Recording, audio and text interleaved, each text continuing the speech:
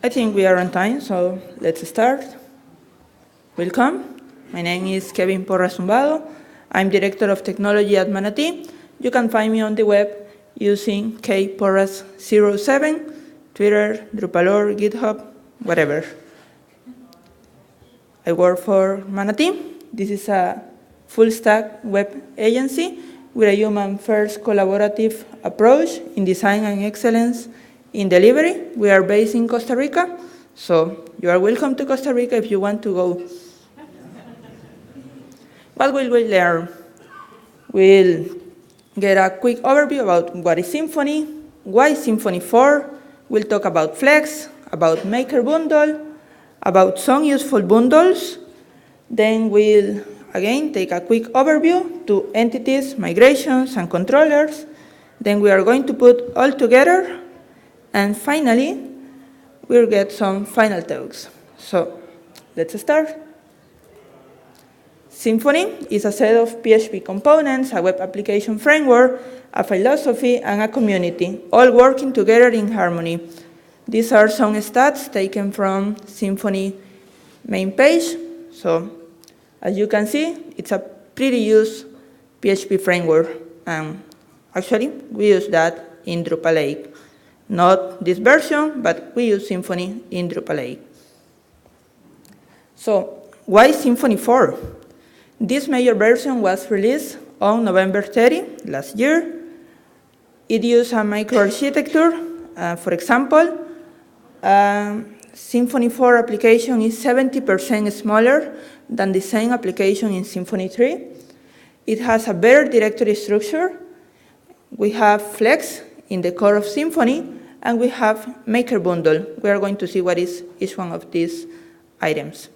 So let's start with Flex. Flex is a way to install bundles using recipes. So you run compose a required command, and it also downloads the recipe and executes the recipe that you require to install that bundle. There is a screenshot, it's an example. We have two sources for the recipes, the core recipes and the contrib recipes. If there is a contrib recipe, it asks you if you want to execute the recipe. This is an example of JMS serializer bundle installation. It's saying that this is a contrib recipe. So do you want to execute the recipe? You say yes. So it executes the recipe. And finally, it tells you, hey, some files may have been created or updated to configure your new package. Feel free to review, edit, and commit them. These files are yours. So it edited or created the files that it needs to configure the bundle, and now you are free to modify whatever you need. Another great thing of Symfony 4 is the Maker Bundle. This allows you to do some code scaffolding. So this is an example, a list of all the commands that are available with this bundle. So for example, you can make out, command, controller, CRUD, entity, fixtures, form, functional tests, migrations, serializer encoder, subscriber, tweak extension, unit test, validator, voter, and more commands are being added to the bundle.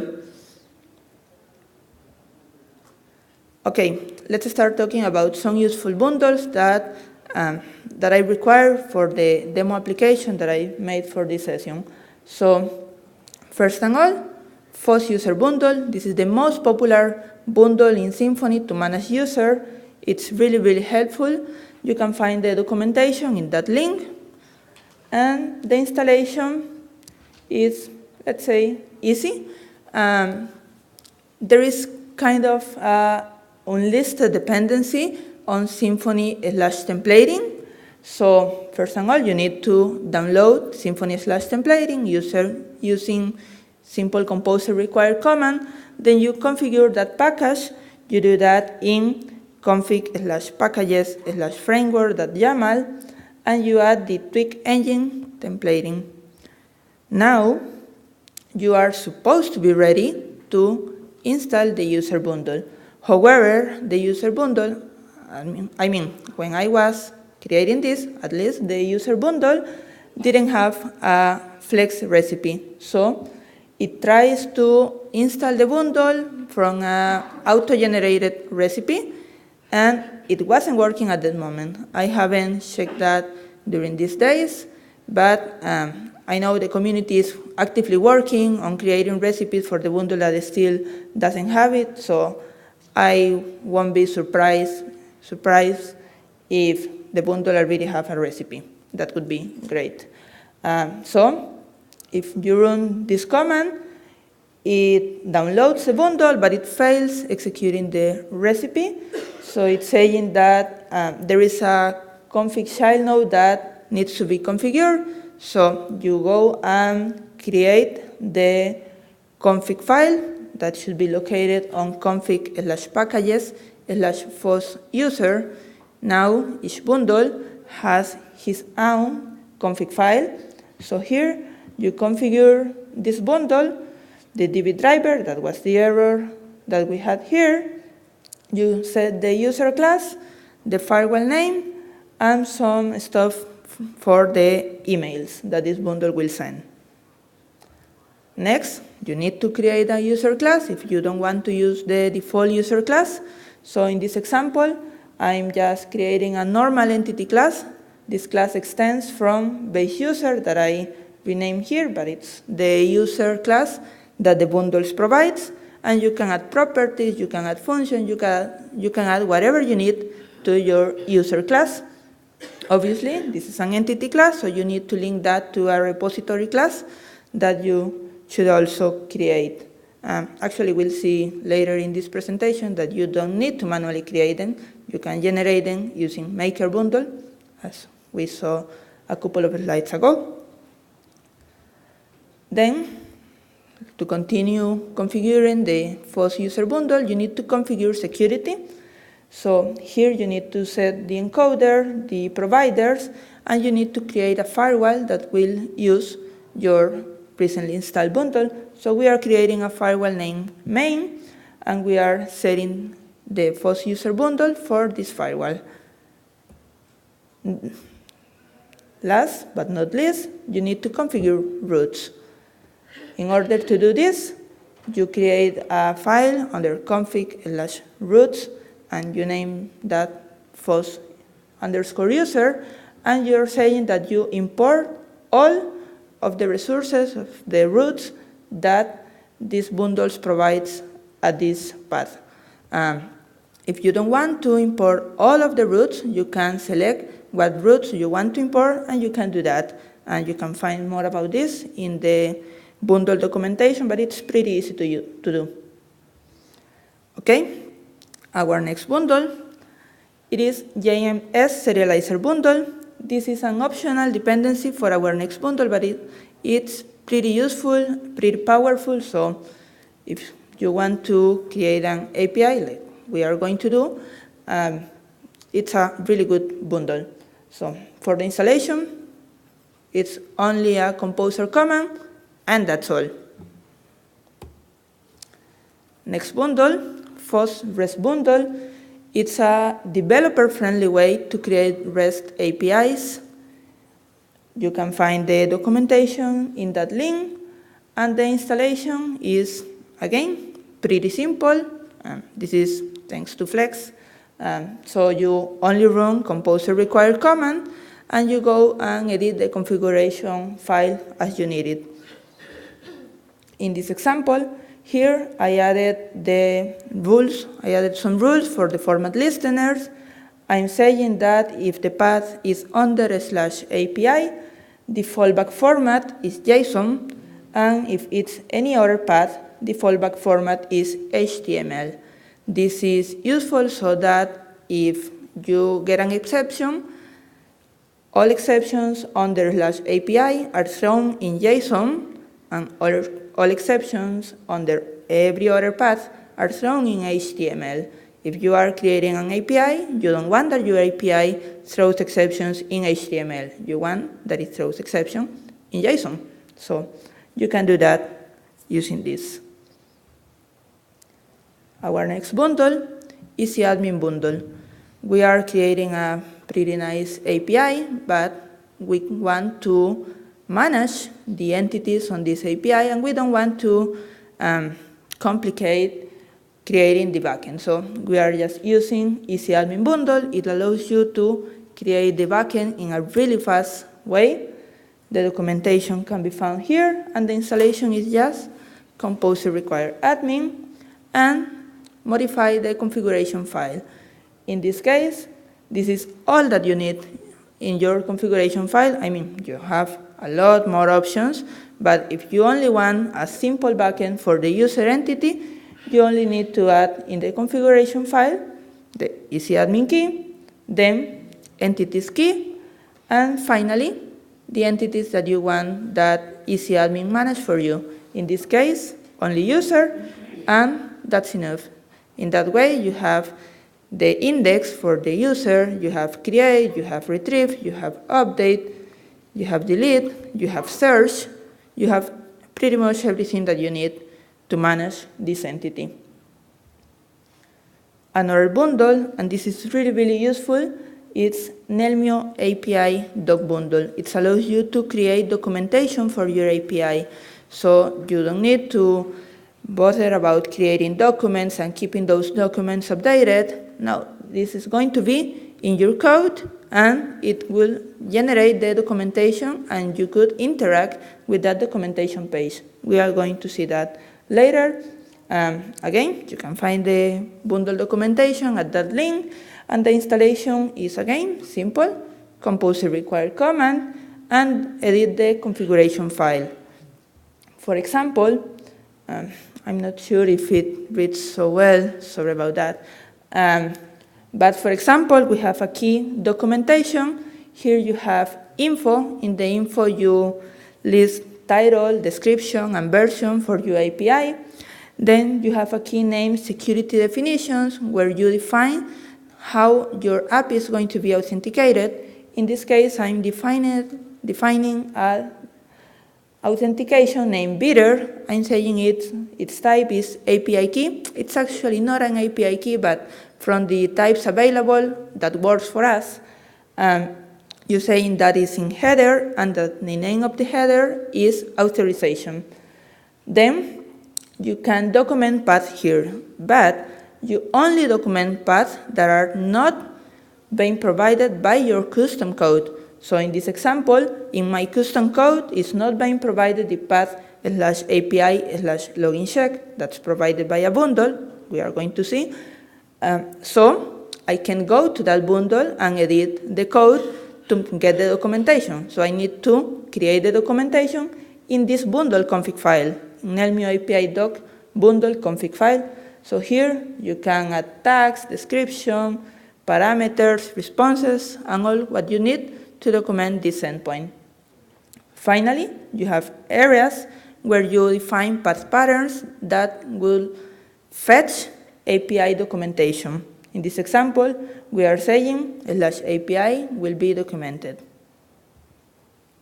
Our next bundle, Lexic JWT Authentication Bundle, we are authenticating our API using Json Web Tokens. This bundle provides that functionality in a simple way. The documentation is available here. And for the installation, it's a little more complex than the other bundles, but it's not so difficult. So let's see. Composer require, as you can imagine at this moment. You need to generate the keys using OpenSSL commands, because this is a pair of keys, private and public. And you need to edit the configuration file, then you configure security, and you configure routing. So for the configuration file, you need to set the private key path, the public key path, the passphrase for your private key, and the token TTL, that is the time to live for the Json Web Token that you are going to generate. These are the firewalls that you are creating. You are creating a firewall for the API login, and you are creating a firewall for all of the rest of the API. And here you are just importing a route that is provided by this module, that is /API/login check, the one that we documented in the previous bundle. Another bundle, Nelmio Course Bundle. It's a simple and effective way to configure course. Actually, it's pretty easy. I was working on a project and I had forgotten to configure course. Then the front-end developer said, hey, what about course? Oh, I forgot it. What can I do? Google it. Oh, Nelmio Course Bundle. And it was really, really easy to configure. The documentation can be found here. The installation is just composer require course. And the configuration file is like this. You have a default section, and then you have a section for every path on your API. So for example, in /API, you are saying that the origin allows regex. We are saying that here. And then the allows origin variable that we are taking that as most of all the other configuration that we have already seen, we are taking that from environment vars. So I just put that .env file at the root of my project, and it takes all those values. Now we are going to create an entity. We are obviously using maker bundle to create an entity. So console make :entity. That's an interactive command that it's going to ask you the properties, the type of those properties, and some characteristics of those properties. We are going to see that in the next slide. Then, when you do that, if you want, you can edit your entity, you can add properties, you can add more annotations, you can add every function that you require, and that's all. Obviously, you can also add functions to the repository that it generates if that's necessary for you. This is how it looks. You invoke the command, it asks you for the name of the entity, then for the property name, the field type, and in this case I said it was a string, so the field length. Is this field nullable? Yes or no? And it says, hey, I created this file, or hey, I updated this file. Finally, when you finish doing this, it says, next, when you are ready, create a migration with make::migration. So let's create a migration. It's just a matter of running that command, and it creates you the migration classes. That's all. It now says, next, review the new migration, then run the migration using doctrine::migrations::migrate to update your database schema. Pretty easy. Then we are going to create our controller. This is a class that should be under src/controller. And for this specific application, we are going to make that class extends from FOSRestBundle controller FOSRestController. For the functions naming, we are following the conventions specified in the documentation in order to get automatic routine generation. So for example, we have an entity named nodes, and we want to create the endpoint to get one node. So you pass the node ID, and you get that specific node. So the naming that I should give to the function is getNodeAction. Let's see. This is how NelmioAPI documentation looks like. So you are saying this is a get method. You are setting security. It's named beater, like we did in the bundle configuration. You set tags. You can specify the responses and the parameters. And that's all what the bundle needs. We are going to see how it looks in a few moments. Please note here that the parameter we are saying it's in path and that it's type integer. So let's see the function. It's named getNodeAction. Since the parameter is in path, so the parameter is received as a function argument. So you have it here. You can do all the logic that you need to do there. For example, if you need, you can throw exceptions. Here I'm throwing a 404 exception, node not found. Here I'm throwing a 403 exception, access denied. And if everything is okay, I can call the view function to create my view. and then I can return the view. And here, I'm returning JSON. Here, node is my node entity, and with only doing this, I'm returning that entity in JSON. So that's great. So let's put all together. How does this look? This is the main screen for NelmioApiDoc bundle. Here we have an authorized button, and you can see, I hope you can see, there is a log icon. Here we have the login endpoint, and here are the nodes endpoint. You can see there is no log icon in the login endpoint, and there is log icon in all of the other endpoints. This log icon is open. It means we have not authenticated to the API, so if we are going to use that, we are going to get access denied, so don't do that. So let's use this one first. It asks you for the credentials. All of this is happening in the NelmioApiDoc bundle, so you can test the API using the same bundle, and that's what we did here. So it's really, really great. So for example, it's asking you for the username and the password. You click execute. Here you get the cure equivalent command, the response body. You can see here is a token variable. So you copy that token. That's your Json Web Token. And now you can click authorize. You remember the button that was here. And it gives you this pop-up. You are giving the value. The value is the token that you just got, but prefixed with bitter. And then you click authorize. Once you click authorize, you can click done. And now all of the log icons are closed. That means you can use those endpoints. For example, the endpoint that we just created was /API/nodes/node ID. So I enter the node ID and click execute.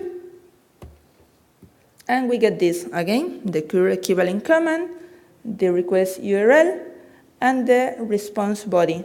It contains the ID, the title, the body, tags, every property that our nodes entity have, and the user, because our nodes entity also have a user property, and that user property have all of the property of the user. This may not be convenient. For example, it also have the password hash, but it has the password. So we could remove some of these fields if we want to do that. It's pretty easy to do. Do you remember EasyAdminBundle? Here is how it looks. This is the index page for the user entity. You have search. If you have so many users, you can add user here. If you scroll to the right, I can do that because this is a screenshot, you will find edit and delete buttons. Some properties can be changed directly here, the ones that are booleans. So it's really, really great and really easy to configure. So some final thoughts. Yeah, this is the best Symfony version ever. It was released a couple of months ago, and it's really, really great. It's really easy to use. There is so much order in config files. So what else can I say? Give it a try if you have time. All the code examples that we use in this presentation can be found at this GitHub repo, so feel free to check it out. And I don't think we have time for questions. We have about 1 minute, so I'll be around here if you have any question. It's 15:15, so I think that's all the time that I had. Just one invite. There will be DrupalCon Costa Rica in August 3rd and 4th, so it would be a nice opportunity to go to Costa Rica. We'll be waiting for you. And remember, contribution experience on Friday, and you can evaluate the session and evaluate the con in those links. So thank you very much.